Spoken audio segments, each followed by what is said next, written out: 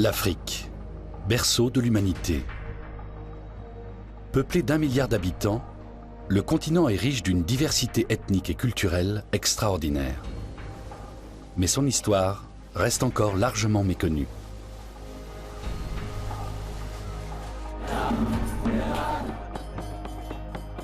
Cette lacune commence peu à peu à se combler, car au cours des dernières décennies, historiens et archéologues ont fait de prodigieuses découvertes. À défaut de documents écrits, l'histoire de l'Afrique s'est transmise à travers les bijoux et les sculptures, la culture, les traditions et les légendes.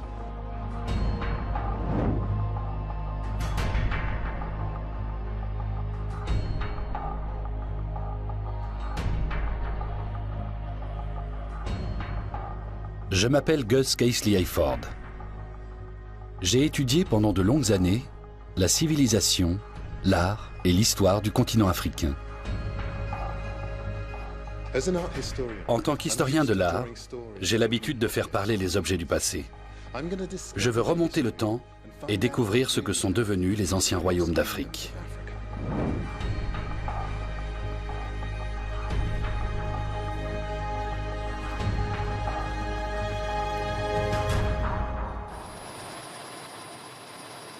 Mon voyage commence au Soudan, dans le nord de l'Afrique, à la recherche du royaume légendaire de Nubie.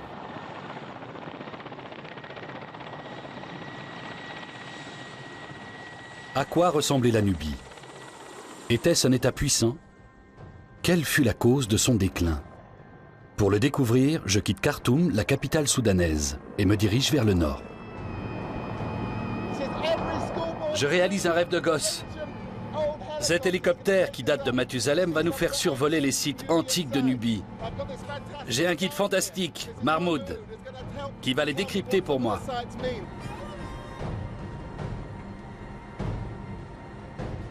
Mahmoud Bachir est archéologue et travaille pour le département soudanais des Antiquités. Il me fait voyager dans les airs, mais aussi dans le temps, puisque nous retournons presque 10 000 ans en arrière, à l'époque où les hommes commencent à se sédentariser et à faire de l'élevage. Nous longeons le Nil. Sans le fleuve, cette région serait un désert. D'en haut, on se rend compte à quel point la bande de terre cultivée est étroite. Nous quittons la vallée verte du Nil en direction du désert.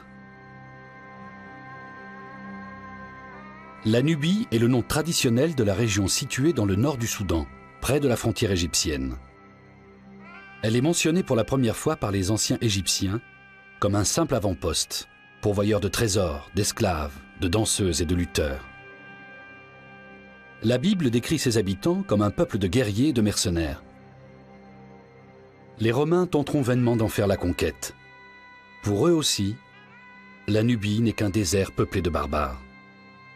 Pourtant, ce royaume nous a légué quelques-uns des monuments les plus impressionnants d'Afrique et du monde, notamment ses imposantes pyramides. De cette civilisation florissante, nous ne savons presque rien.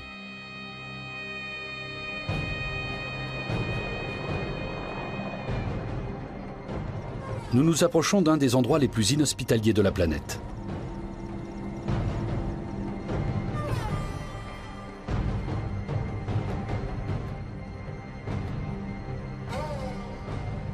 Il fait presque 50 degrés.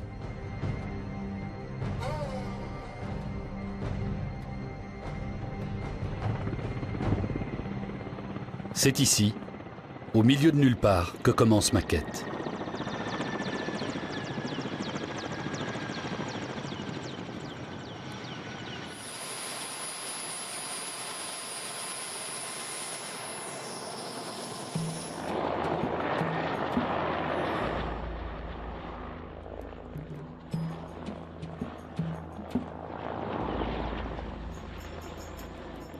Nous sommes dans le désert de Nubie, à plus de 400 km de Khartoum.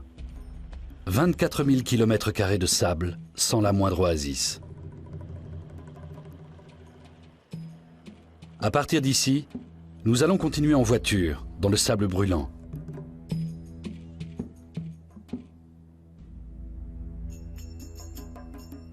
Selon les archéologues, c'est ici qu'est apparue la civilisation nubienne il y a plus de 7000 ans.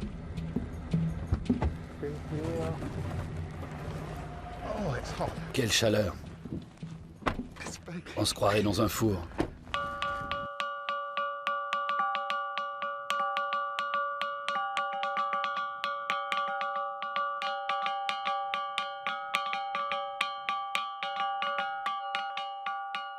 On a recensé dans ce désert des centaines de gongs en pierre.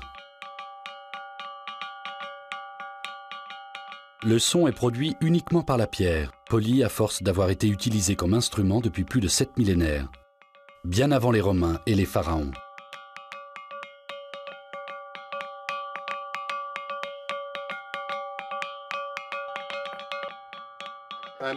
J'imagine que ça s'entend de loin. Oui, de très loin. Ces gongs remplissaient certainement la même fonction que les tam-tams africains actuels, celle de transmettre des messages. Mahmoud veut partager avec moi une découverte toute récente. Je vais te montrer quelque chose d'exceptionnel. Regarde.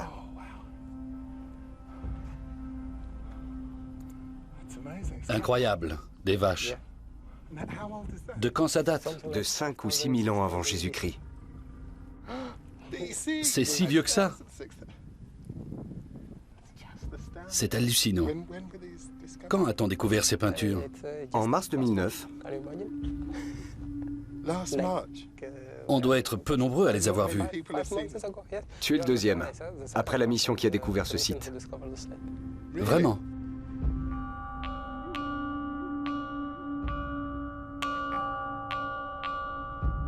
Les peintures rupestres sont les plus anciennes formes d'art. Selon les chercheurs, elles ne représentent pas nécessairement le quotidien des hommes, mais plutôt les choses qui avaient le plus de valeur à leurs yeux.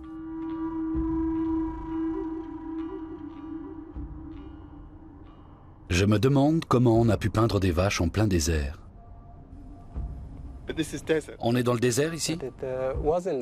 6 000 ans avant Jésus-Christ, ce n'était pas un désert.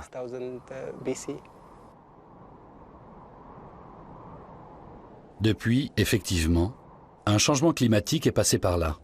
Des études récentes montrent qu'il y a 7000 ans, le Sahara était en grande partie couvert de végétation.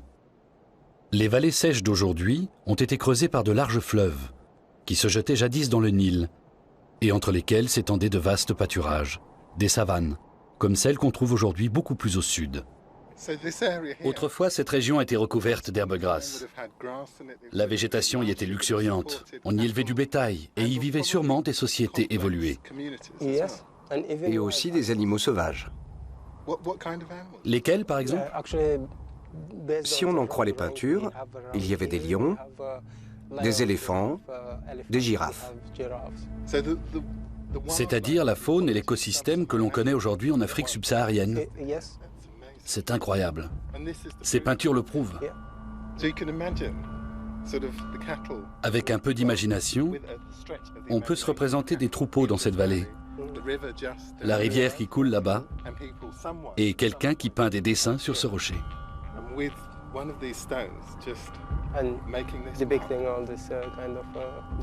Oui, c'est prodigieux. Les auteurs de ces peintures étaient peut-être les mêmes que ceux qui jouaient du gong.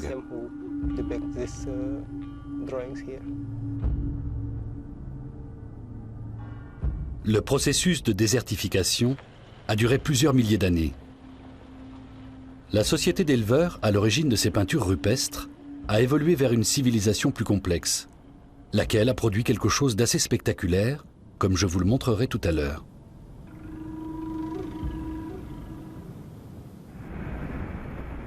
Nous remontons le Nil vers le nord, à 1100 km de Khartoum, non loin de la frontière égyptienne.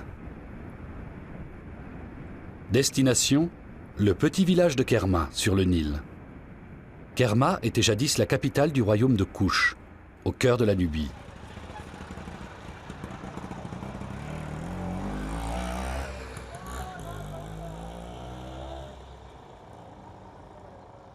Ces 10 dernières années, les archéologues ont mis au jour les vestiges d'une cité imposante datant de 2000 ans avant notre ère.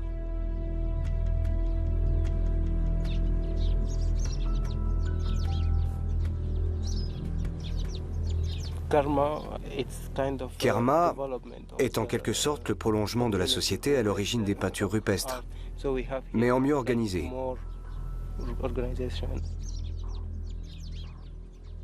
Au cœur de cette cité, trônait un immense édifice en briques d'argile crue, la Defoufa.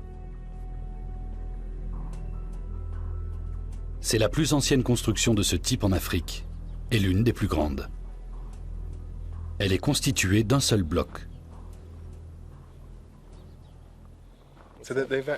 Ce qui, à l'origine, était une construction humaine, est désormais totalement intégré à l'environnement.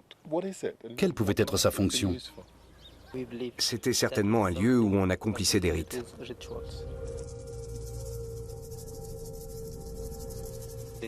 Probablement un temple.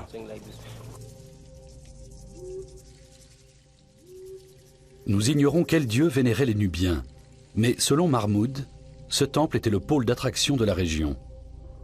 De nombreux rois y ont fait bâtir des palais.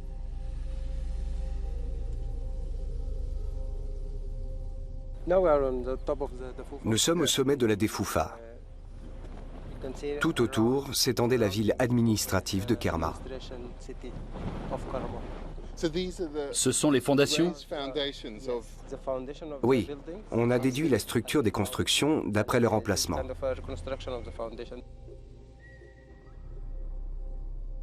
D'après les constructions que les archéologues ont mises au jour ces 10 dernières années, Kerma n'était pas une ville résidentielle, mais un lieu de pèlerinage qui attirait les croyants parfois de très loin.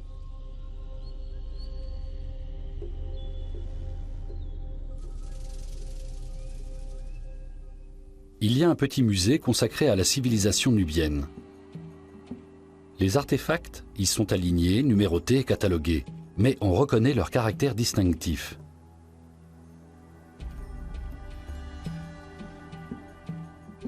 Par exemple, les céramiques. Les habitants de cette partie de l'Afrique ont pratiqué très tôt la poterie, avant les Égyptiens. Les spécialistes exerçaient à Kerma. Ces cruches à la surface polie et aux bords noirs et fins ont été réalisées entièrement à la main. Les artisans n'utilisaient pas de tour de potier.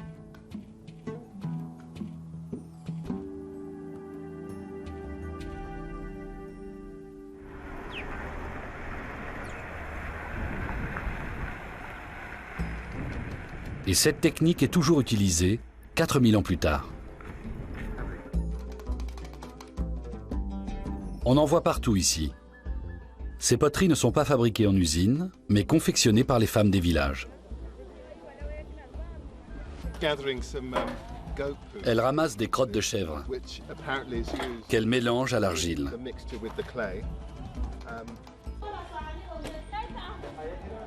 C'est dans un village situé sur la rive opposée du Nil que les femmes fabriquent ces pots magnifiques. Elles nous font une démonstration.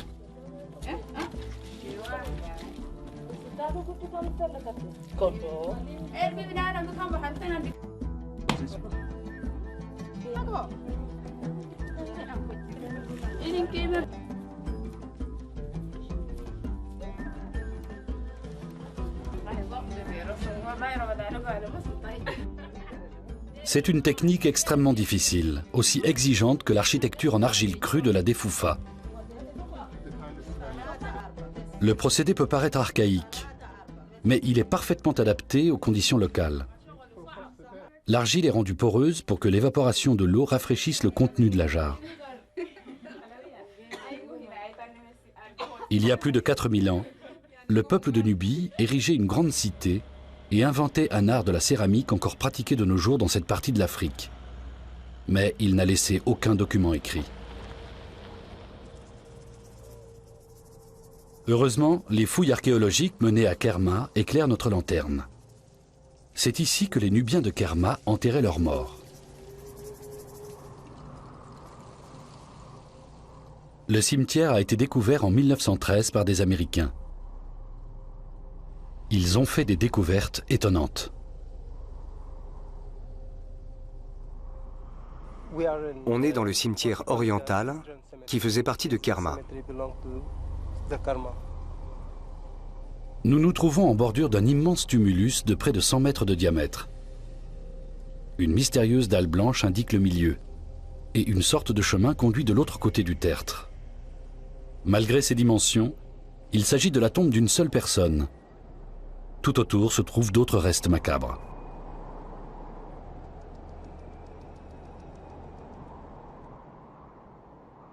On a retrouvé des restes de sacrifices humains, Des restes humains? ce qui prouve l'importance de la personne qui est inhumée ici. Combien de sacrifiés? Plus de 300 squelettes humains.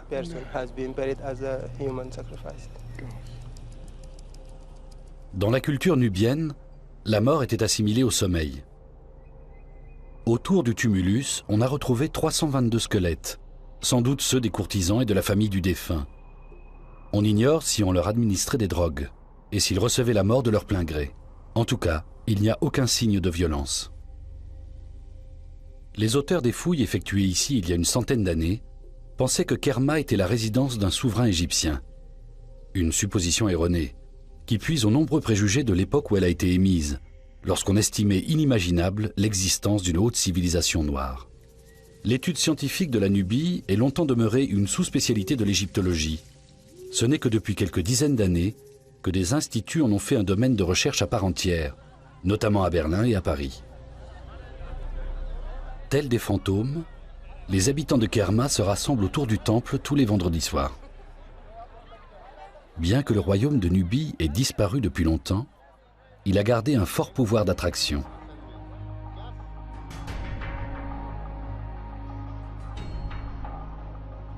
Même pour moi, ces ruines ont désormais un sens. D'une certaine façon, Kerma est le royaume perdu que j'ai toujours rêvé de voir. C'est aussi spectaculaire que tout ce que j'ai pu admirer en Égypte.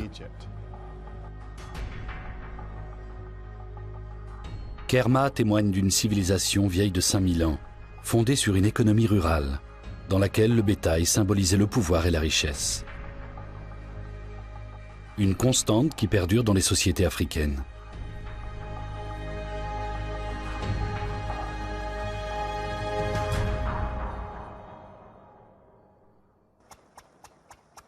L'eau a joué un rôle essentiel dans l'avènement de ce royaume, en rendant les terres grasses et fertiles. À la même époque, les Égyptiens, voisins des Nubiens, doivent mettre au point des techniques d'irrigation pour pallier le manque de bonnes terres.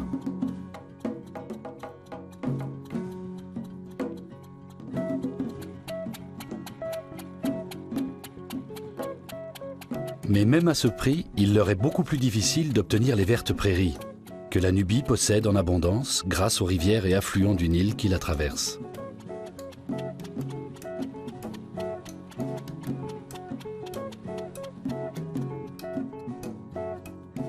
C'est pourquoi la Nubie est très convoitée par les pharaons. En 1500 avant Jésus-Christ, les Égyptiens envahissent son territoire.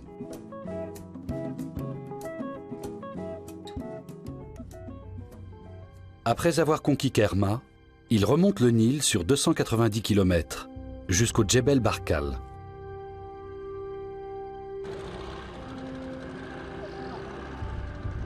Avec Mahmoud, je suis le même itinéraire afin de rejoindre le promontoire rocheux.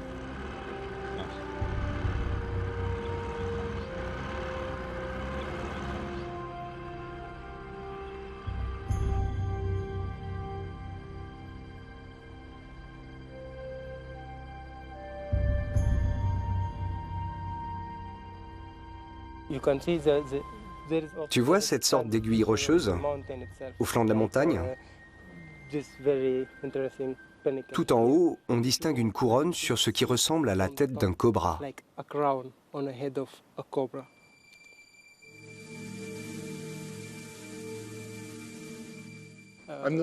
Je ne vois pas de cobra. Regarde l'aiguille.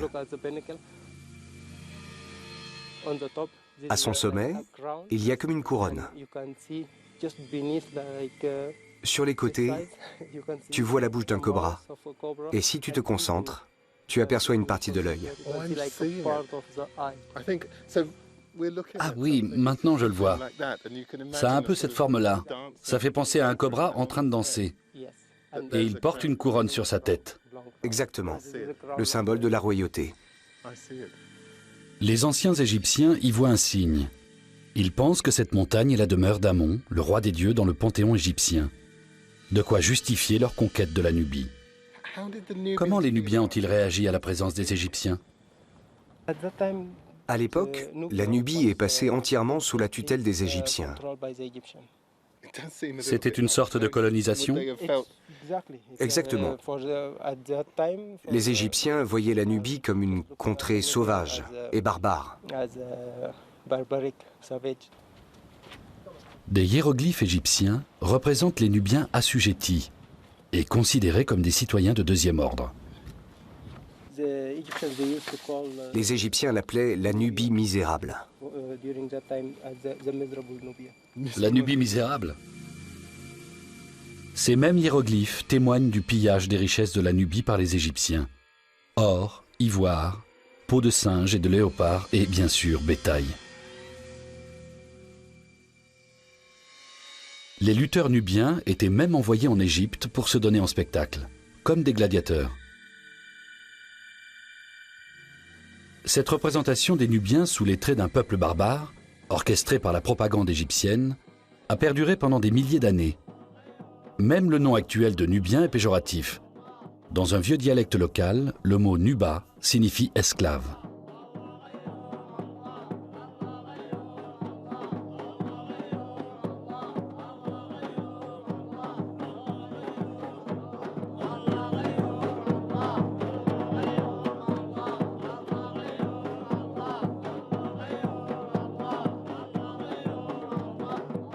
Ce soir, Mahmoud et moi assistons à une cérémonie musulmane soufie au Djebel Barkal.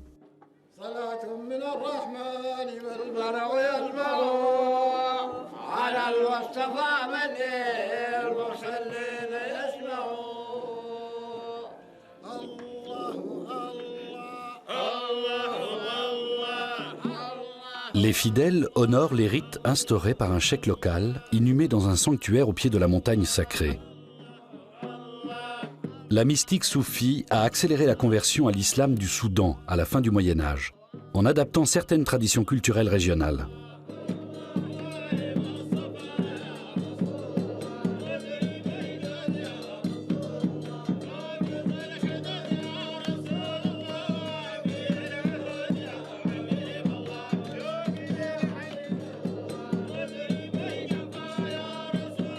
Bien que la cérémonie soit islamique, il en émane des impressions fugitives d'usages religieux plus anciens.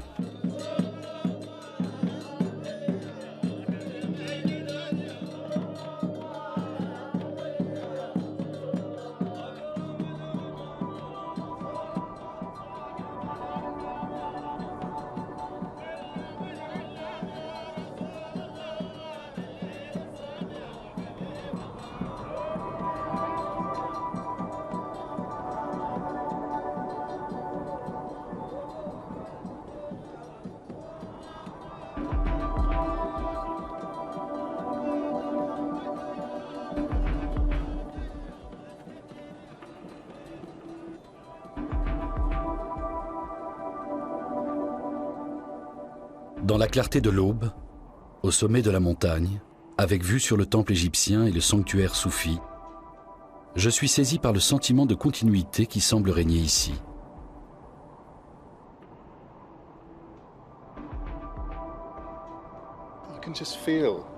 On sent que c'est un lieu à part.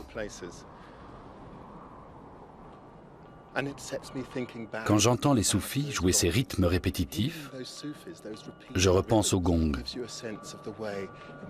Ces récitations de prières, ces incantations, ces pensées convoquent des choses qui remontent à plusieurs générations, à plusieurs millénaires, et qui sont restées chères au cœur des habitants de ce pays.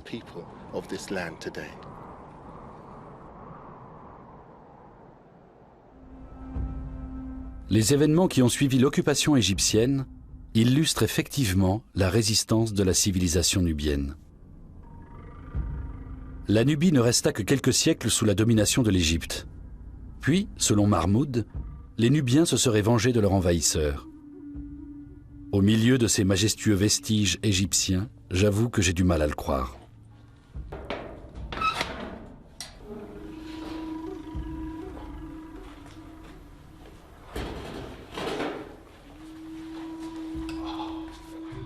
Ce temple fut construit en 700 avant Jésus-Christ par un souverain nubien du nom de Taharqa. Mais celui-ci était aussi un pharaon d'Égypte, issu d'une dynastie qui régna pendant un siècle sur un territoire allant du Haut-Nil à l'actuel Liban. Pour honorer l'unification de ces deux royaumes, dans le sanctuaire du temple, il plaça d'un côté les dieux nubiens, de l'autre les dieux égyptiens. De découvertes récentes, ces statues reflètent à la fois la fierté et l'ambition des Nubiens.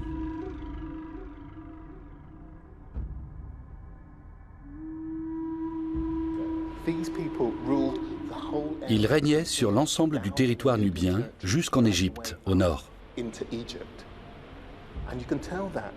D'où les deux serpents qui ornent leur parure de tête. Un pour la Nubie, l'autre pour l'Égypte. Et la preuve qu'ils constituaient une menace pour les Égyptiens, c'est qu'on leur a coupé la tête.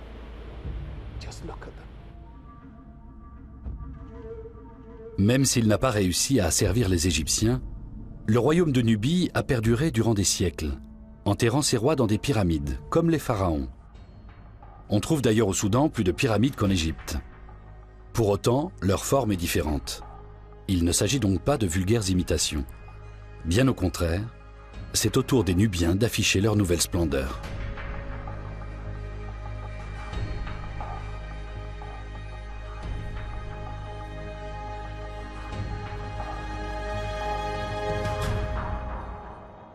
Mais ils doivent affronter un autre ennemi. À l'époque de Taharqa, en 700 avant notre ère, les températures ne cessent d'augmenter. Le désert a déjà englouti Kerma et atteint désormais le Djebel Barkal.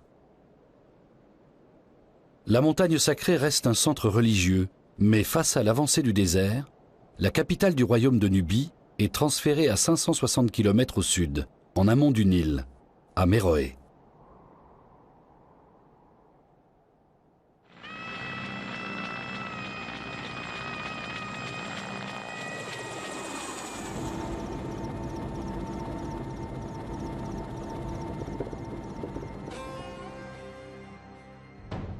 Palais et temples témoignent de la renaissance de l'empire nubien à Méroé, jadis une ville entourée d'une végétation luxuriante. La civilisation méroïtique connaît son apogée entre 700 avant Jésus-Christ et le 4e siècle de notre ère. Bien que l'influence égyptienne soit indéniable, certains objets évoquent des croyances typiquement nubiennes.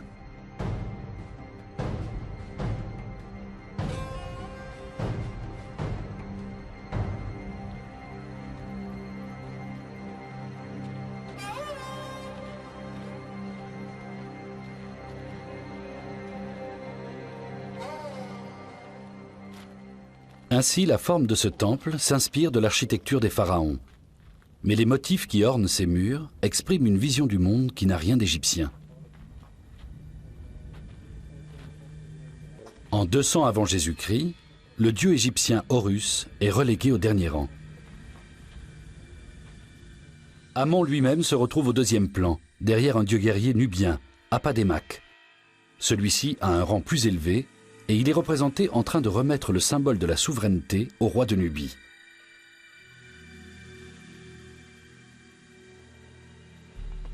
Mahmoud me conduit sur un site remarquable du Soudan.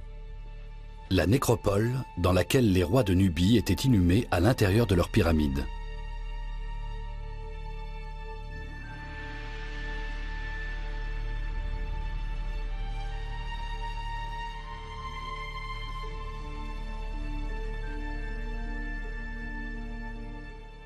Ici encore, tout indique un retour au mode de vie traditionnel.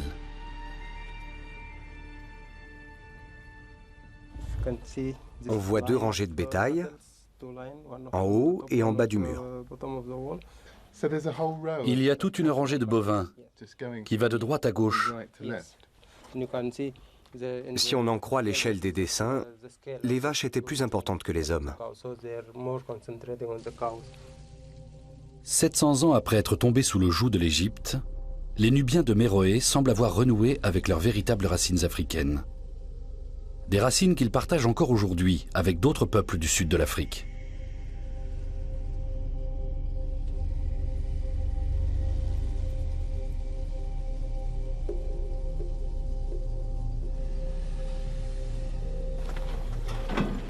Il est temps de quitter les ruines et de visiter la partie habitée de Méroé. On nous a trouvé un mode de transport royal.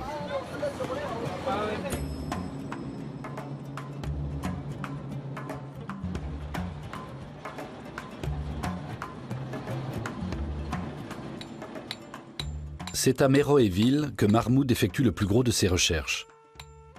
Sa spécialité est l'histoire du commerce du fer. De nombreux procédés anciens ont traversé les siècles.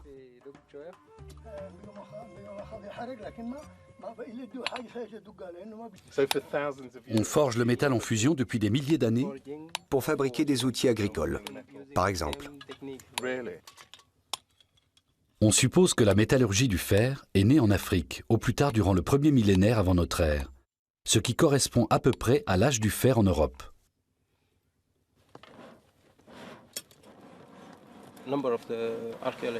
Plusieurs archéologues pensent que la technique de la fabrication du fer a été inventée ici, à Méroé, avant de se répandre dans le reste de l'Afrique. Certains surnomment même Méroé le Birmingham de l'Afrique antique.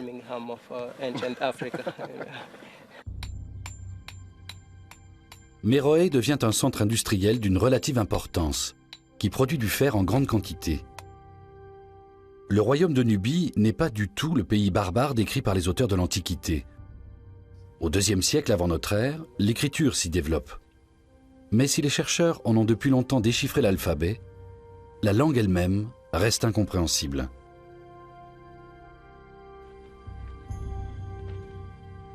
Nous savons cependant que cette civilisation africaine a existé pendant 3 millénaires et qu'elle égala celle des pharaons.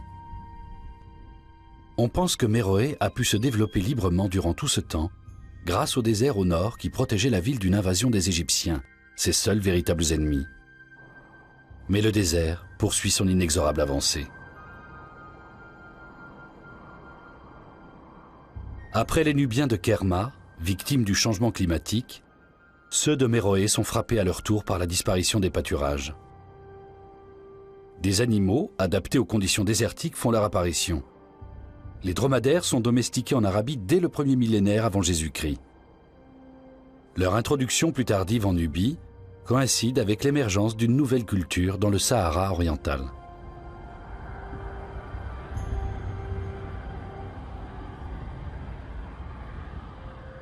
Mahmoud pense que le déclin de Méroé est dû à l'abandon de ses routes de commerce par les nomades.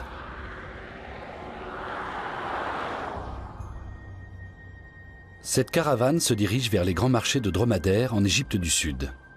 S'agit-il de descendants des Nubiens? Ou bien certains ont-ils émigré plus au sud en quête d'eau et de pâturage? Qu'est devenu le peuple de Nubie? Je me rends dans le sud pour le découvrir.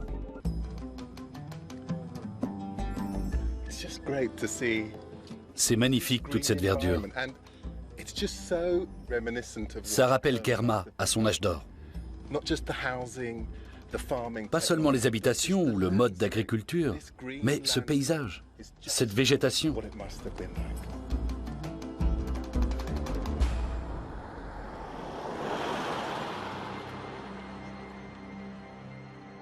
À 1100 km au sud de Kerma, l'agriculture bénéficie encore de précipitations régulières.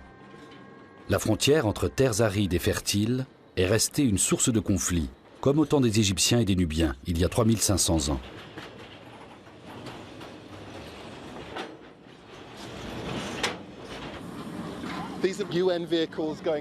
Ce sont des véhicules de l'ONU qui partent pour le Darfour. C'est incroyable de constater que cette région est toujours agitée par les mêmes problématiques de nourriture, de ressources et de pouvoir.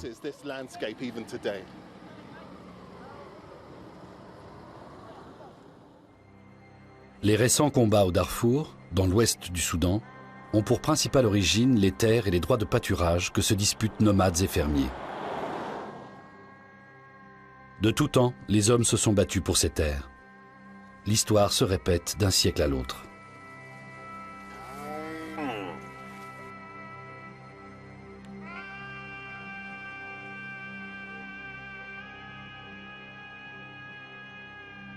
Voici les monts Nuba. La tribu qui vit là pense qu'elle descend des habitants de l'ancien royaume de Nubie.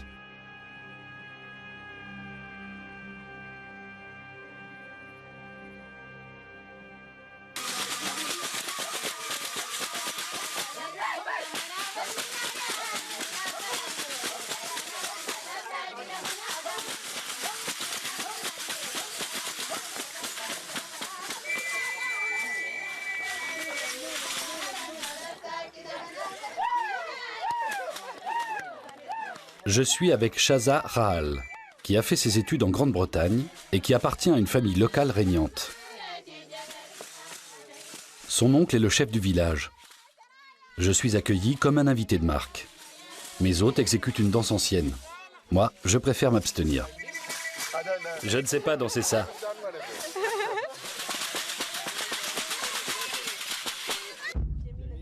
أنا اسمي محمود إبراهيم تولي. Il dit qu'il descend d'une dynastie royale et que les Nubas sont arrivés ici il y a très longtemps. Combien de temps à peu près? الكلام ده يعني الحروب بتاع Environ 300 ans. Les Nubas seraient originaires d'une région située près de Méroé, à plus de 800 km d'ici.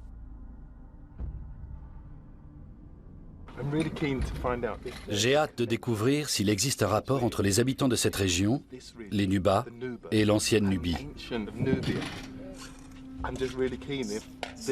Cet endroit a-t-il un lien avec la mythologie nubienne? هم النوبيين في مصر والنوب في الشمال والنوب في الجبال كلهم واحد يتفرقوا.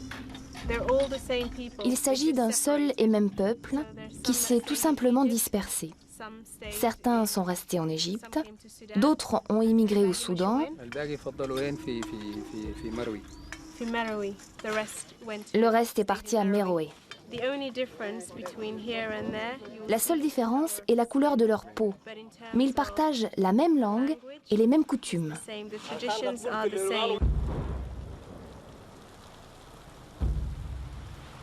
Ces hommes sont-ils vraiment les descendants de l'antique civilisation de Nubie, distante de 800 km et vieille de 2000 ans?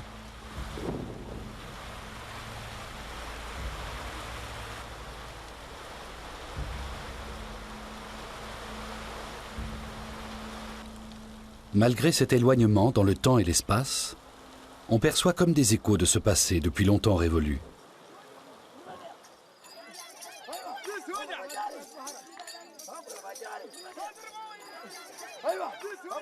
Les jeunes gens continuent de pratiquer le sport national le plus prestigieux, la lutte.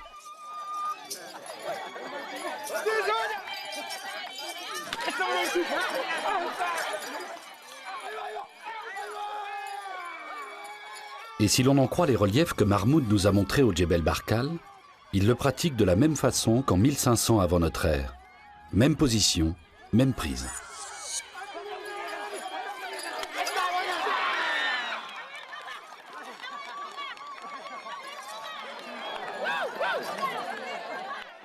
Mais cette découverte a un prix, je dois m'y coller.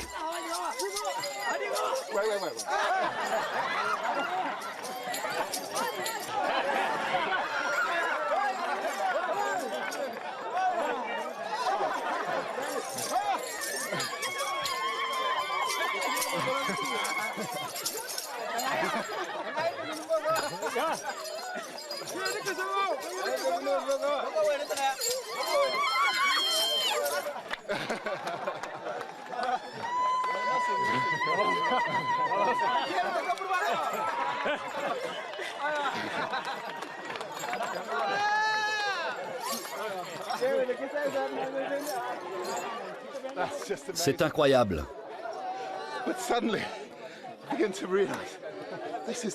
C'est exactement pareil que les lutteurs représentés dans les hiéroglyphes égyptiens.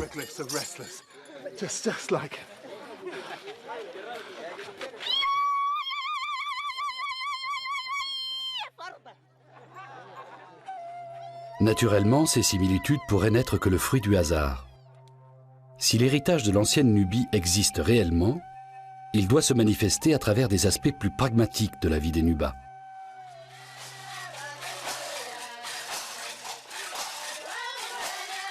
La Kambala est la danse la plus importante des Nubas.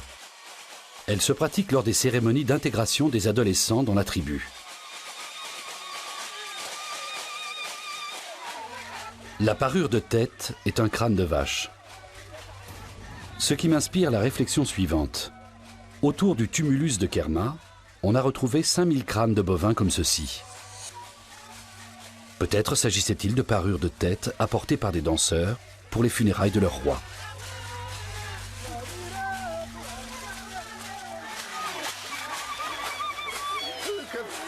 Plutôt convaincant, non? L'ancienne civilisation de Kerma est littéralement ressuscitée. Les femmes entonnent des chants parlant du bétail. Les hommes perpétuent les usages anciens. Cette danse formidable est la synthèse de tout ce que j'ai vu au cours de mon voyage.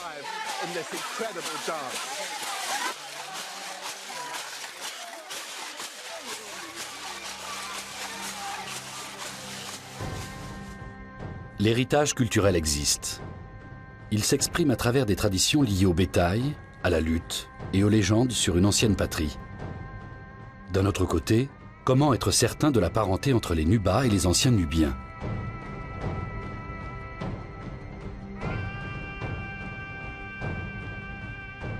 Le couronnement de notre expédition serait de trouver un élément confirmant ces liens.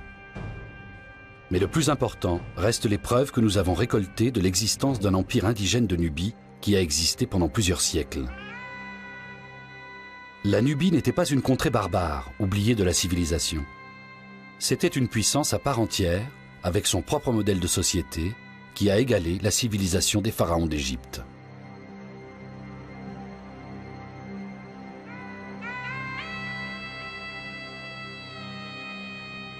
Le royaume de Nubie n'a pas résisté au changement climatique. Mais sa conception du pouvoir, de la richesse et de la dignité royale résonne encore dans l'Afrique d'aujourd'hui.